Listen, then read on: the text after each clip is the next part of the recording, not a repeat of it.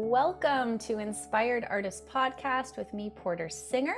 I get to be with Dr. Wendy Harris today, which is super exciting for me. I've known her for a little while, but I don't think I've ever had a very extensive conversation with her. So I'm really looking forward to getting her take on a few things. I'll read you a little bit of her bio.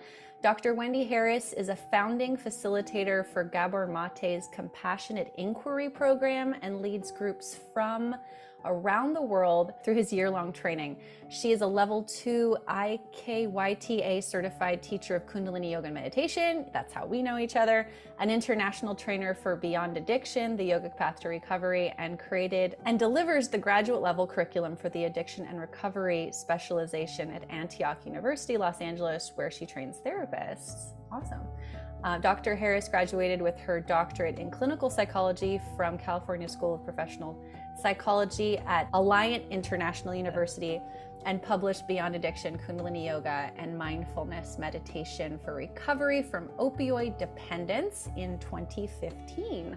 All right, well, I asked her a little bit about her bio, so we'll talk about that through the, maybe at the beginning here. Welcome, Wendy. Thank you. I'm so glad to be here and just have an opportunity to have this conversation. So curious to see where it's going to go. I know. So I asked you before we were recording, just to catch people up where I am in my mind. I was like, "Oh, are you still teaching Kundalini Yoga?" And she was like, "No." No, not at all. Not even close. And as I was looking at bios to send you, my identity and just history of being a Kundalini yoga teacher is just in every single bio. So whereas I'm not still teaching it, I'm still a Level II certified teacher of it. I don't not know all the things that I knew over decades of practice and study, but definitely not comfortable with teaching it and just barely able to do some iteration of a practice even now. So you went through the whole Level 2. That's more than I did. Wow. Yeah. How many years did that take? I think it was as many as your doctorate or less. They were both kind of happening concurrently, really, but I just really went through the whole Level 2 teacher training as they were launching the courses. And I was actually one of the first people to finish all 5 courses. So wow. I think I did it in 2 years. Okay, that's not bad. That's actually like the accelerated path, it sounds like. That's how I roll. That's how I roll. That's how I used to roll. So you said you were doing this alongside your doctorate. Yeah. That's quite a lot. And so where was this in terms of like publishing a book? This was before, I'm guessing. Or was it kind of simultaneous? I mean, it was all happening. I know. I am taking like the slow road from now on. Definitely I think part of it comes with age. But really one of my main reasons in going back to school to get my doctorate in clinical psychology was because I was so immersed in Kundalini Yoga and I knew how much it was helping people that I work with addiction and trauma. Yeah.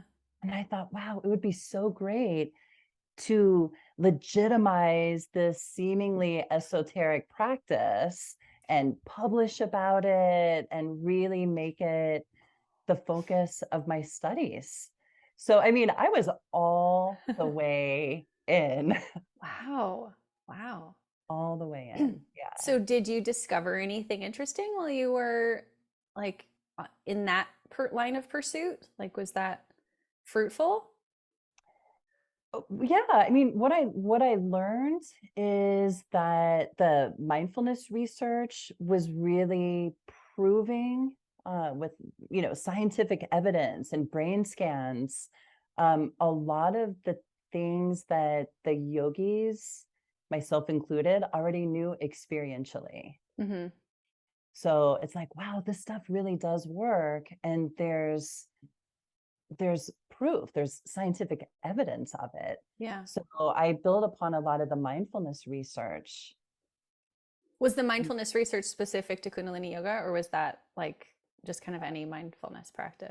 No, it was not specific to Kundalini yoga. I took the mindfulness research, and then that was like my jumping off point to then apply it to Kundalini yoga. Like, the meditators, brain scan showed more blood flow and more oxygen to the prefrontal cortex. And, anyway, blah, blah, blah.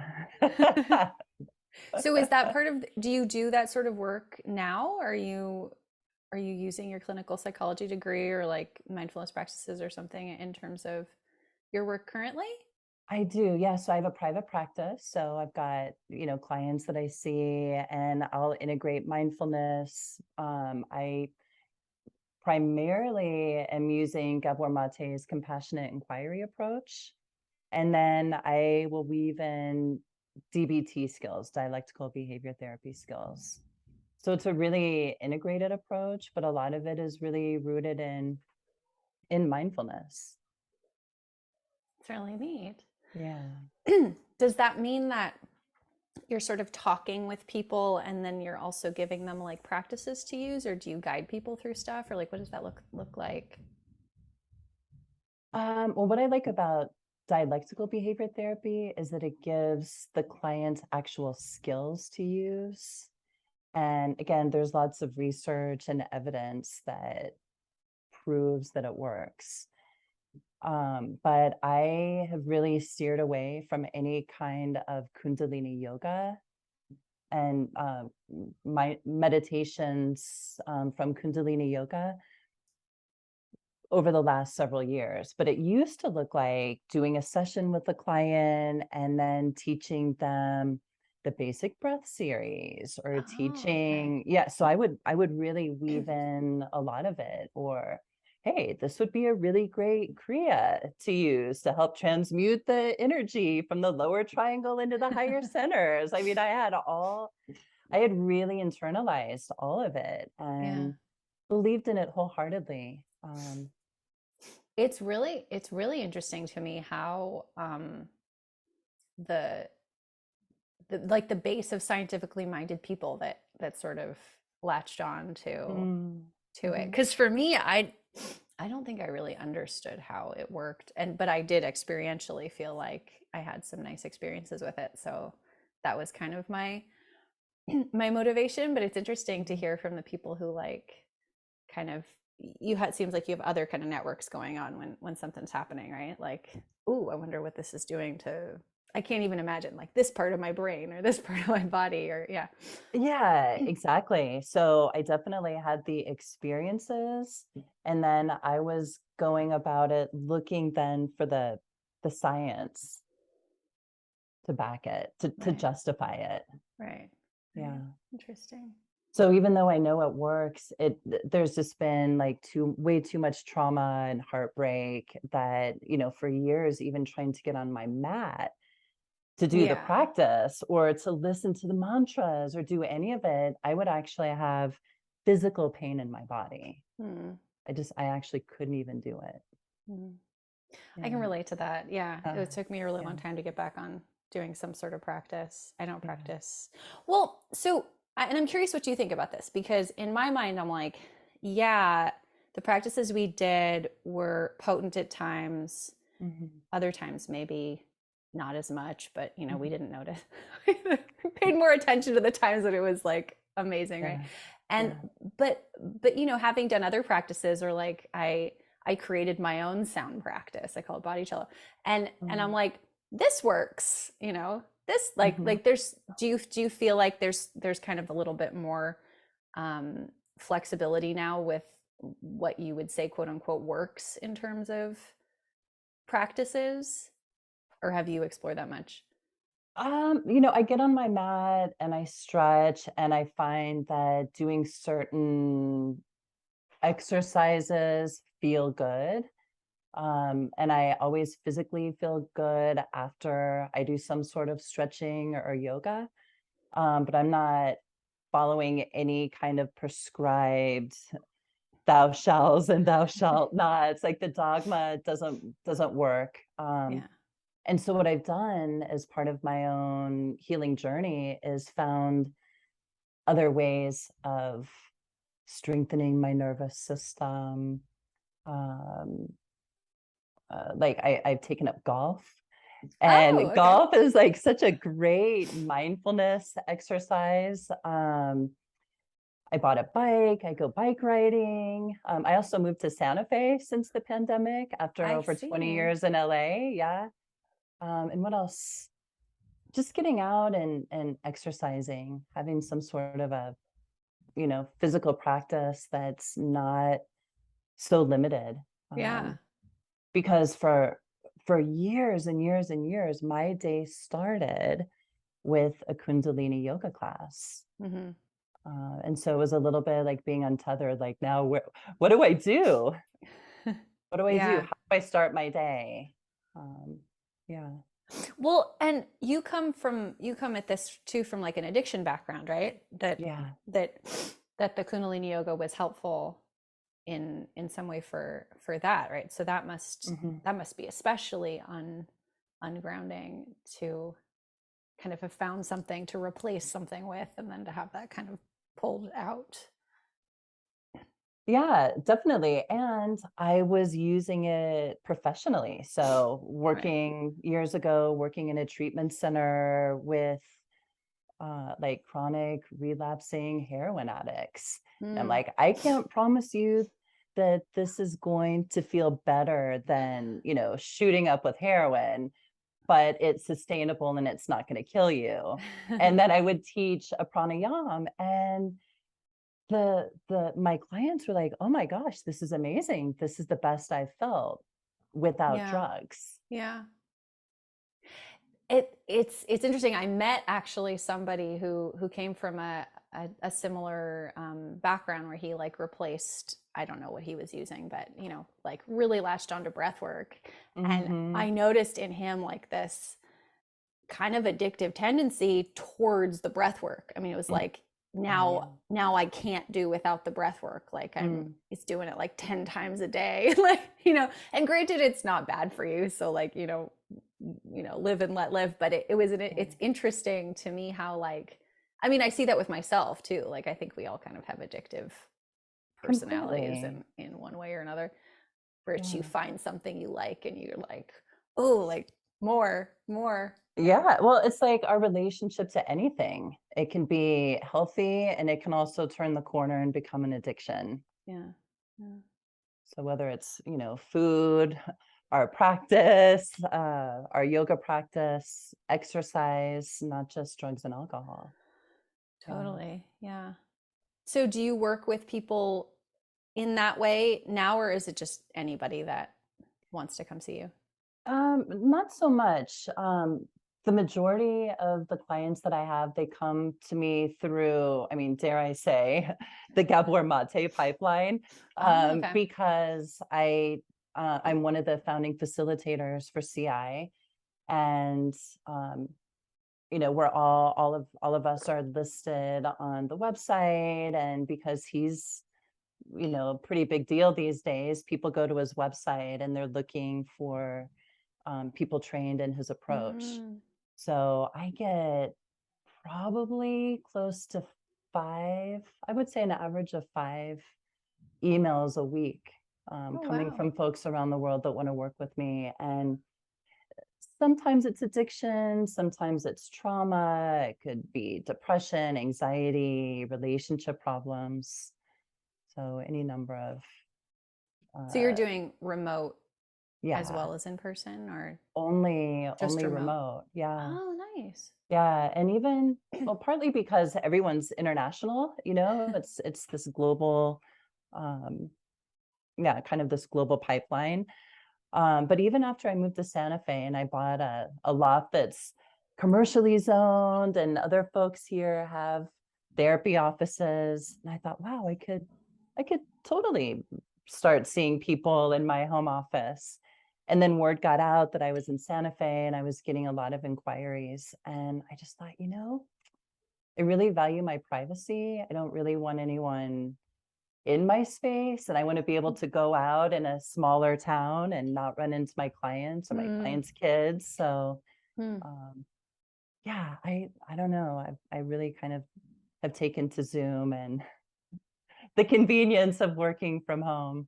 It's pretty amazing, even for your client, I would imagine, because I don't know that there's that really much, as long as you have a strong internet connection, there's not that much of an advantage to being in someone's space. It's not like you're a massage therapist. I mean, that there would be an advantage there. Right, definitely. But like, yeah, it's there's no commute. You just sit down, you don't have to really get dressed. Like it's just it's kind of the gift that COVID gave us, I think. Yeah.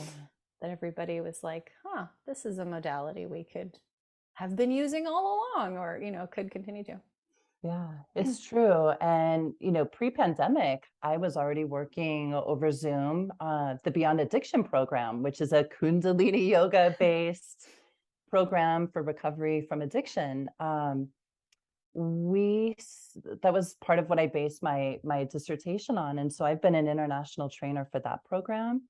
So we would go, and also not doing it since all the Yogi Bhajan stuff emerged, but I would go all around the world and teach a 10-day immersion. So folks coming in from all over, we're doing yoga, meditation, all kinds of kind of like journaling, and really, really building community, coming together to heal. And then everyone would go home and we would continue to meet weekly for 4 months over Zoom. Wow. So I was already kind of like pioneering that with Beyond Addiction, and found it to be really helpful.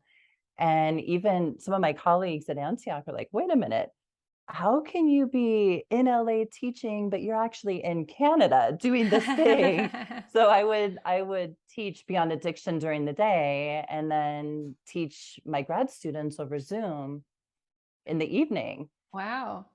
So I was a big advocate for it way before it was a necessity. Yeah, that's awesome. I mean, I was doing my podcast with it, I guess, and doing like coaching stuff and things like that. But yeah, I just think it since the pandemic, I think people are a lot more willing to get on a call as opposed to going to, I don't know, it almost seems like a terribly unnecessary convenience to go, and have an appointment with somebody when you could just do it on your computer, even if they live, locally. Yeah.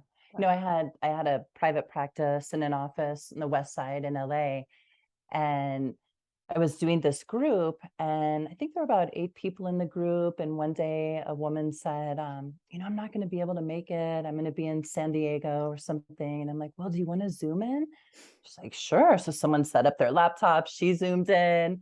The next week, someone else was like, can I Zoom in? And after a few weeks, we all agreed, why don't we just, instead of driving an hour to the West Side, driving an hour home for this hour-long group, why don't we just do it this way? So again, I definitely could speak to the benefits of meeting this way. Did you ever hear about one of those, like, how like Yogi Bhajan had like all of those like kind of predictions for the future? Have you heard them? One of them was like, no one will want to leave their house because of all the viruses. Oh my gosh. And so you'll need to be able to do things on your computer. I think that was what, and I'm like, okay, did you see this in a movie, or like, what is going on here? I mean, I have to say, all things considered, he was quite prophetic about the times that we are living in. Yeah, insane. I don't know. And then some of the things, I wonder whether there had to be some combination of him being, kind of tapped in, but also like willing to probably borrow from people. I have to believe that some of the things that he said were like things he heard someone that his secretary said, or some other, you know what I mean? Like that just seems, that just seems like it would have happened. Yeah. But who knows? Yeah. Who knows? But that one's always like, when I heard about the virus and everybody doing everything on Zoom, I was like, oh, interesting. Are you kidding me? Yeah. So yeah. Well, I have to share. Oh, go ahead. No, go ahead. So I I was was gonna change just, subject. okay. Okay. So I was teaching a class earlier today and it was on DBT. And there's a thing where we're talking about like the different states of mind. There's like reasonable mind, emotion mind, What's and wise DBT? mind. Dialectical behavior therapy. Okay. And then I said, based on this is really similar to this yogic science that I've studied for many years, where we talk about positive mind, negative mind, and neutral mind. And I haven't been able to even weave any of that in. I just had such a hard stop around it. Mm-hmm. So I shared a little bit about positive, negative, neutral mind. And then after class, one of my students stayed for office hours and she said, "Do you know Kundalini Yoga?" She's like, "I did some teacher training and that really, that sounded like something we learned." And I said, "Yeah." And we got into this conversation about it. And what I noticed for myself is that I didn't have that really deep, big, heavy knot in my gut. It was more of like an ache in my heart, which tells me that like the energy is moving, because it's not something that I talk about. Hmm. Yeah. Yeah. Are most of your contacts where you are now from that community or not at all? Is it easy to distance yourself? Oh, it's completely easy to distance Yeah. myself. And to be honest, it's one of the reasons why I left LA. I Hmm. moved to LA for But you moved to Santa Fe. I did, which is like, Espanola adjacent, but like you don't see people walking around in white wearing Okay. turbans. Like it's Okay. really, since I've been here, it's just been a handful of times. Huh. I Okay. do have a very, very close friend in Espanola, and we've done a lot of processing and healing together, over the years. But I moved to LA for Kundalini Yoga. I went to visit a friend, Oh. and my friend took me to Guru Mukh's infamous Sunday evening Mm. class where everyone met for That mung was beans and such rice an amazing after. studio. It was such a Yeah. just a special, precious, Yeah. beautiful time. And I walked in the very first class and I'm like, this is it. This is my home. This is my community. This is my teacher. Everything about it was right. And Mm-hmm. prior to that, I was living in Denver. I was a bartender and a club promoter of all things.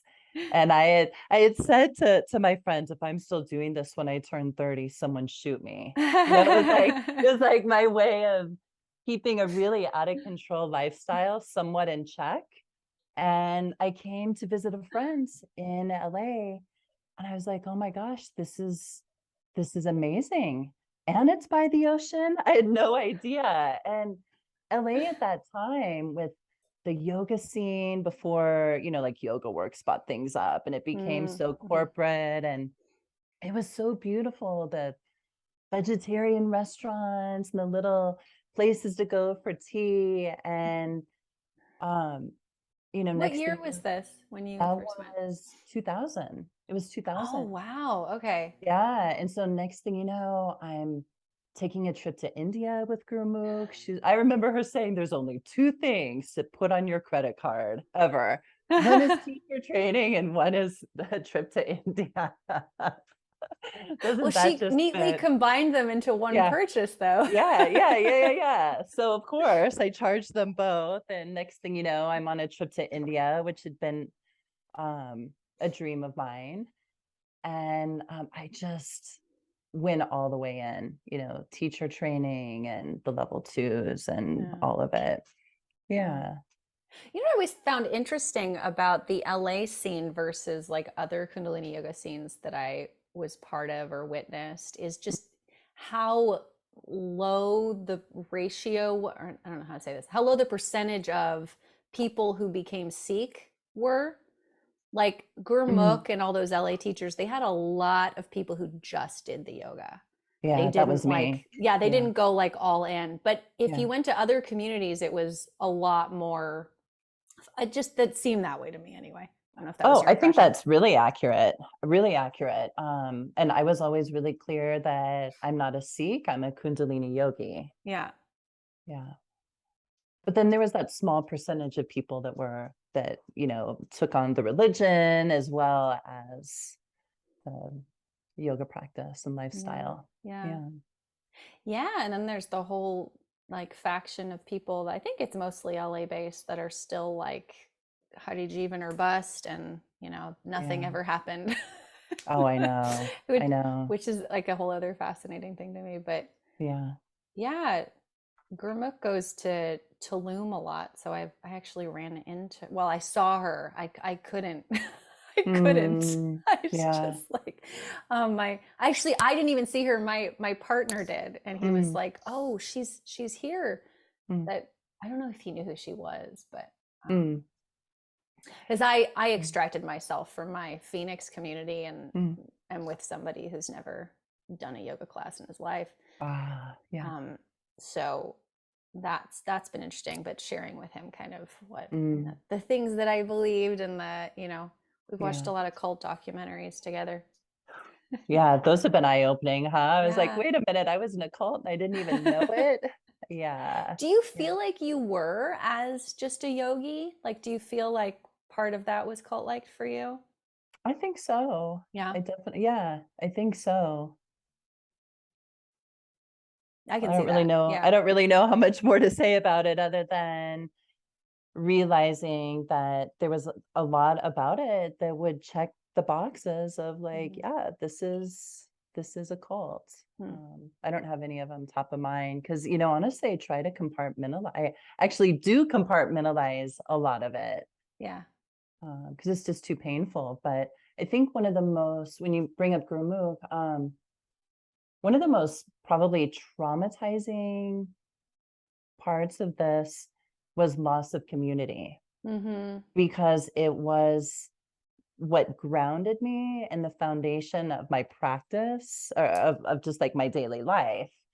And, I practiced with Tej daily for years Mm-hmm. and years and years. And I was like, I just want her to admit that it happened so we can heal together. Yeah.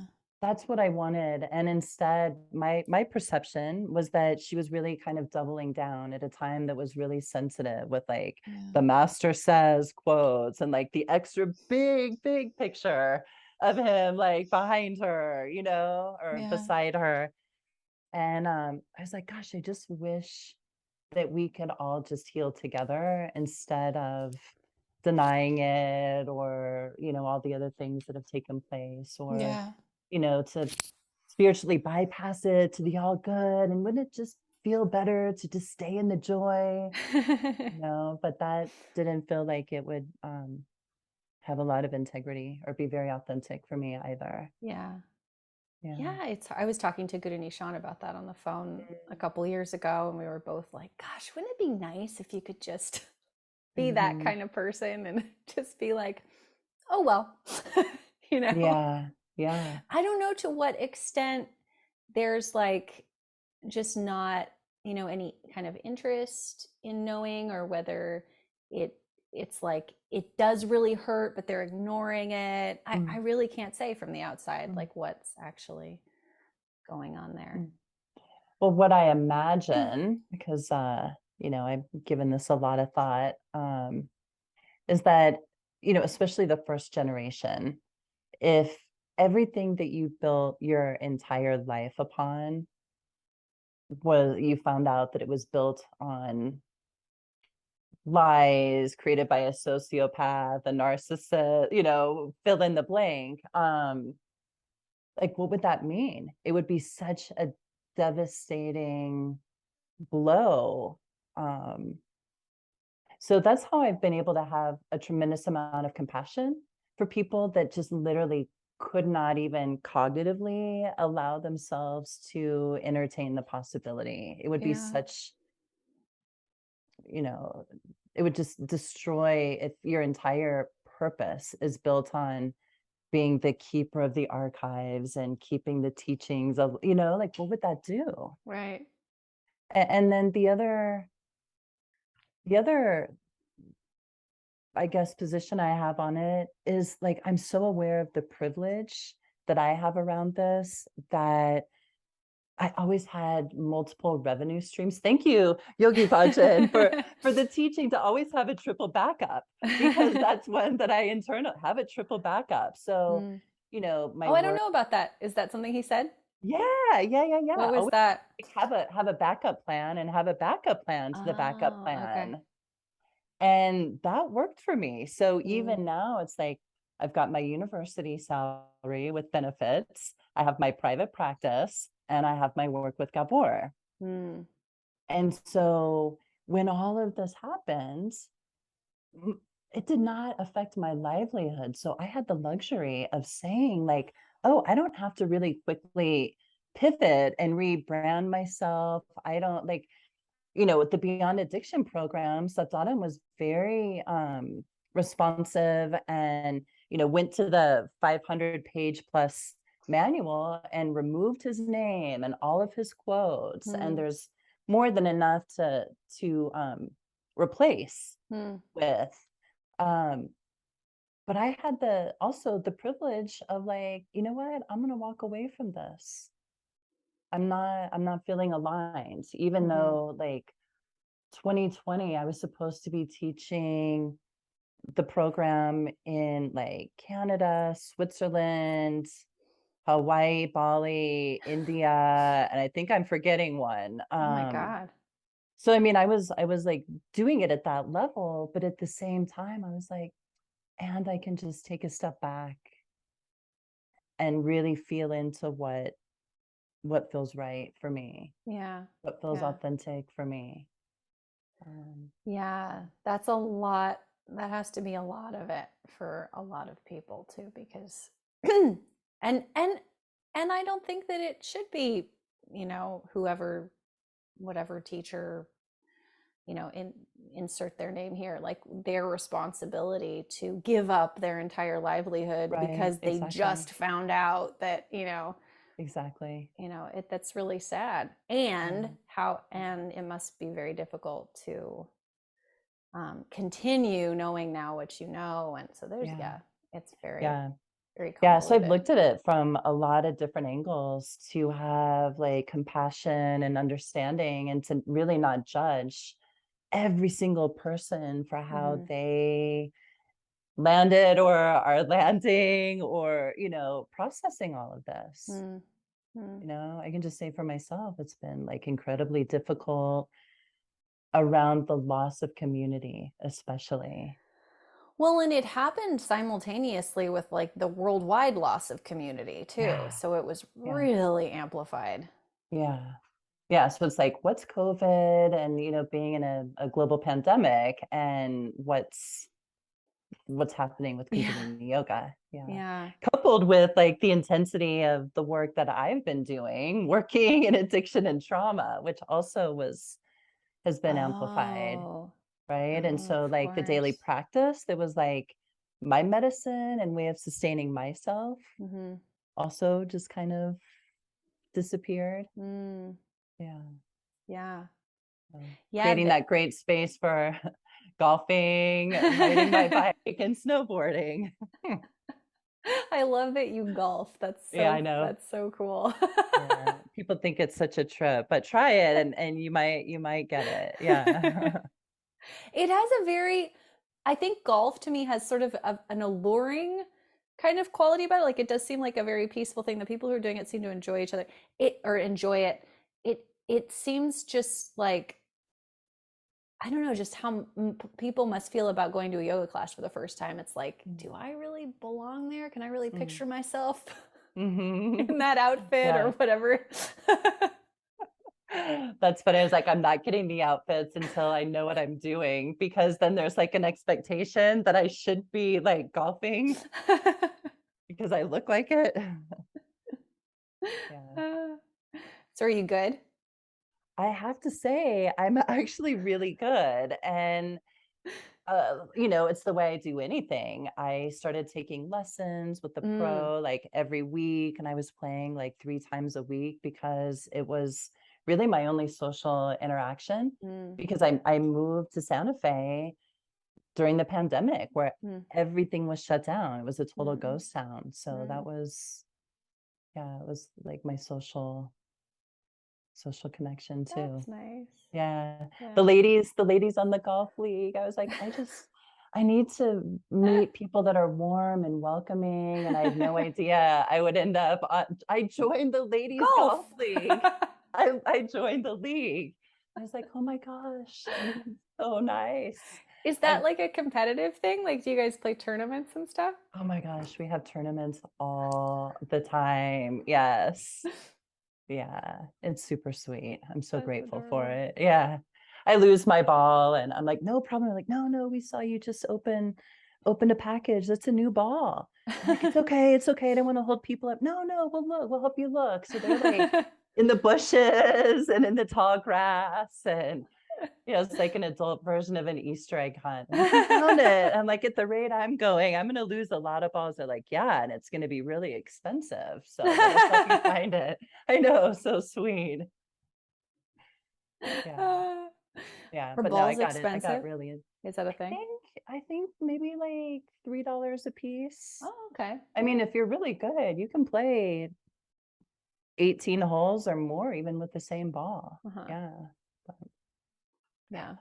Well, learning curve. Yeah. I lose less balls these days for sure. That's good. That should be the title of this podcast. That's cute. Yeah. So I was going to ask you, because I don't know what compassionate inquiry is. Do you feel like kind of taking me through that? That sounds interesting. I mean, I could do a little bit of it or describe it. So it's a series of questions that we ask a person, and it's designed to get to the subconscious beliefs that are currently kind of interfering with our life.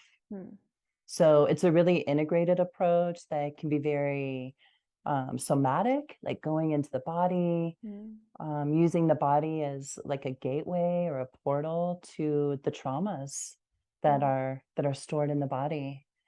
And the inquiry would start with, what's your intention for the session?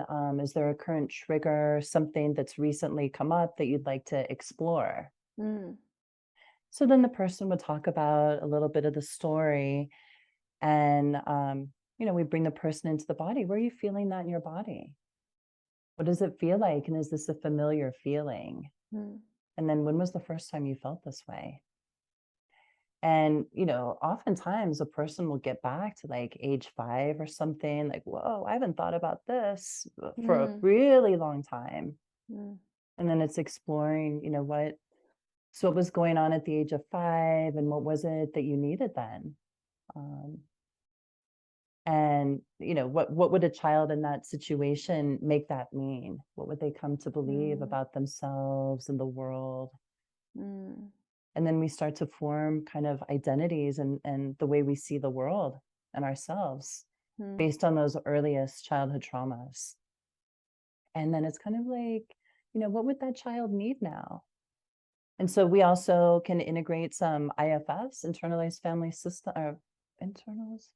I'm not trained in IFS, but what is it called? Anyway, IFS. And looking at like different parts, like what does that part need, and what is the function of that part, what is it doing for you? And recognizing that like what it is that you need now in this moment is very likely what it was that you needed as a child. That the trauma is not what actually happened to you, but it's what you made it mean.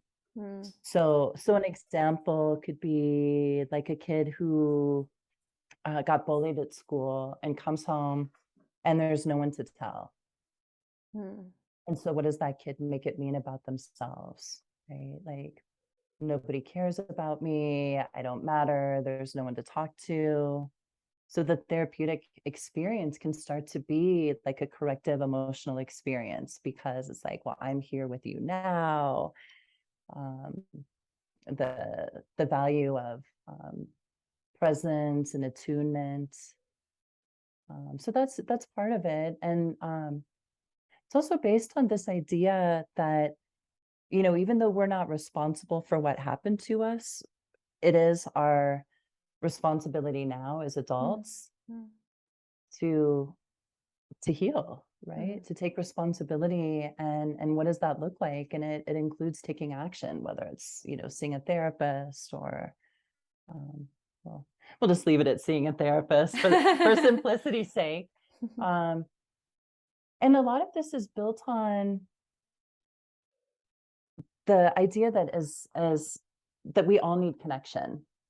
And at a very early age, there are so many different ways that we potentially learn to self-abandon,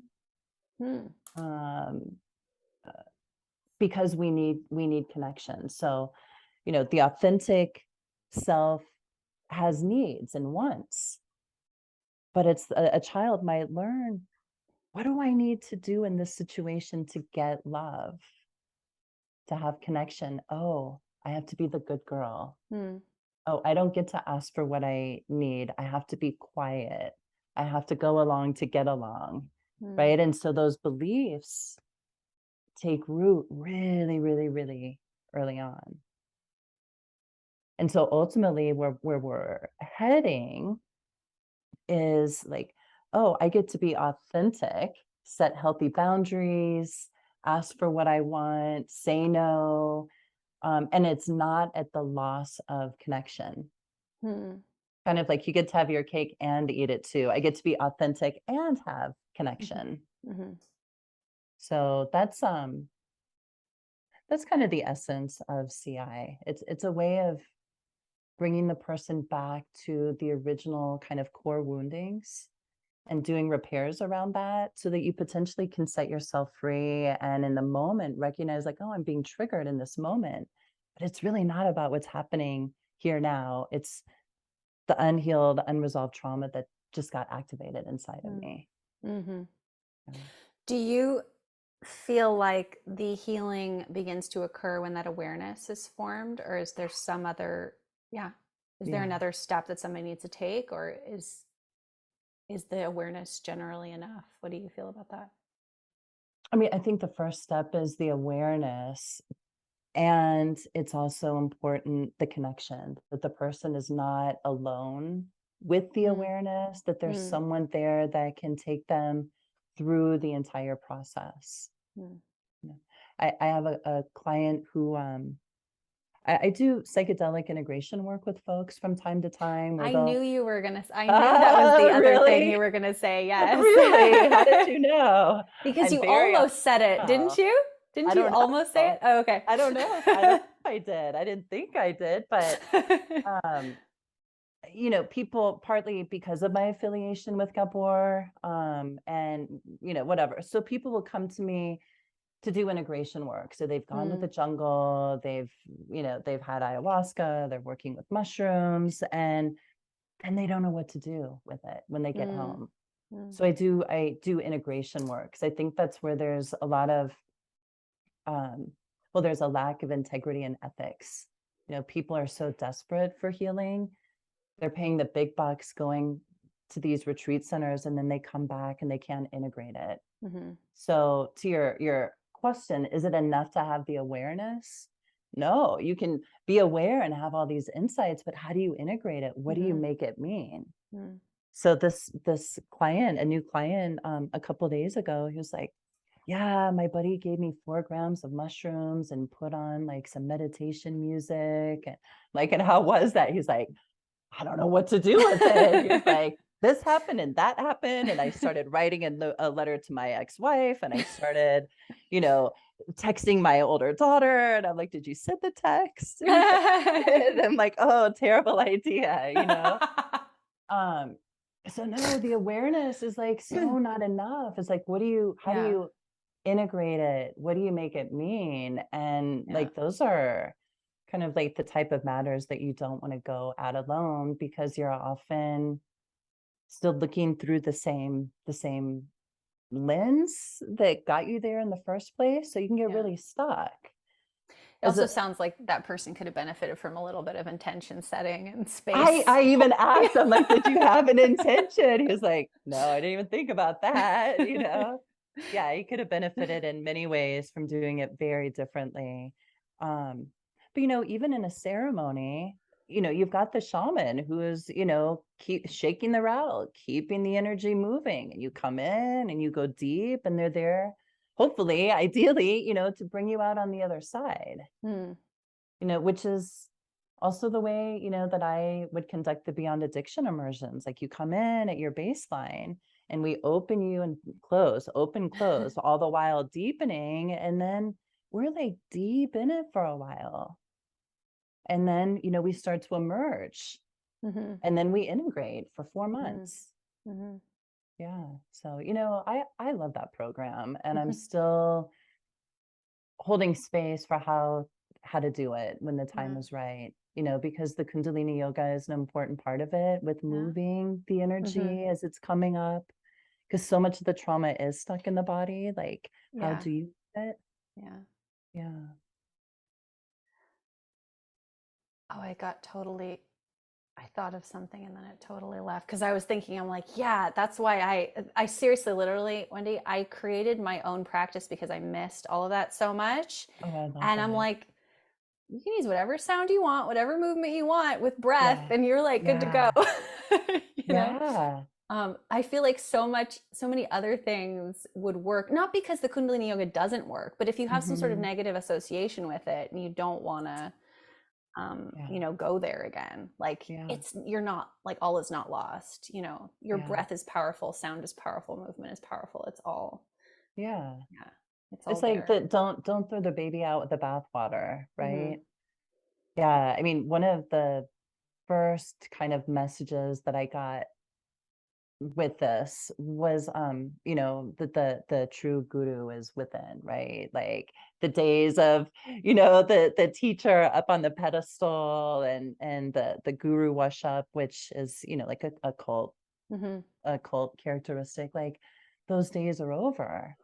And that's really the intention that I work with all of my clients, is like, let's help you to bring yourself home to yourself. Mm-hmm. Like, I don't want the power. Like, do not put me on a pedestal. I'm here to ask you some questions to help guide you, and that's a big part of CI, is like, for the therapist to not have an agenda, to not be trying to get the person to get something. It's like, Mm-hmm. no, I'm just here to hold space and move along with you through this Mm-hmm. process.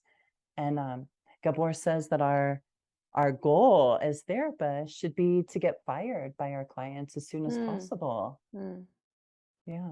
I mean, not for doing terrible things, but No, for I actually, got like, it. leading them home to themselves, Yeah, you become no longer necessary. I Yeah. totally, yeah, I Yeah. totally. It's like, it's funny. I was working with somebody, and just this last week, I was like, I think I'm done, and she Mm, was like, "That's mm. just such great timing. I think we're done." I love that. Yeah. It doesn't Yeah. necessarily mean you're done, Right. with everything, but I think that there Right. to come back to your integration point too, like you need some space also to integrate all of what you just went through in your life and, you know, get new insights and other things that you need to work on and things. I think there needs to be a little, because you have to, it has to be internal work too. So it's like nice to have that one-on-one with Yeah. somebody and then to like get to be alone with it, It's like you Yeah. get taught to drive and then you have to kind of figure it out. And then maybe you decide you want to learn stick shift at some point, you need a teacher again. Right. Yeah. Well, and the therapeutic relationship can be such a beautiful touchstone. I tell all of my clients, when I don't even want to call it terminate, because we Hmm. never terminate, Right. You don't come back. really. It's like, no matter how busy I am, I will always find space for you. And there could be, months that go by. I've got folks that are just doing monthly check-ins, Mm, or every 6-week check-ins after working closely for a while. mm, So I love keeping that door open. yeah, that's Yeah. really cool. Yeah. Well, thank you so much, Wendy, for being willing to do this. Do you want to Yeah. share with people how they can get in contact with you and find out more about what you do? Sure. I do have a website. It's drwendyharris.com. That's probably the best. And my email is drwendyharris@gmail.com. So the website is drwendyharris. And the email is doctor spelled out. Gotcha. And then I will put that in the podcast description notes so people can just click on it. Great. And then I have my social media. You can follow me on Instagram. It's Dr. W, but it's spelled out DoctorDouble. U. Like the letter U? The letter U. Okay. Yeah. So doctor spelled out, double spelled out, and the letter U. And then I'm easy to find on Facebook too, Wendy Harris. So.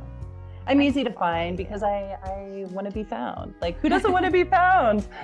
Maybe that's the title for the podcast. I'm easy to find because I want to be found. Who doesn't want to be found? Thank you so much. All right. Well, thank you everyone for listening, and we'll see you next week. Bye. Yeah. Bye.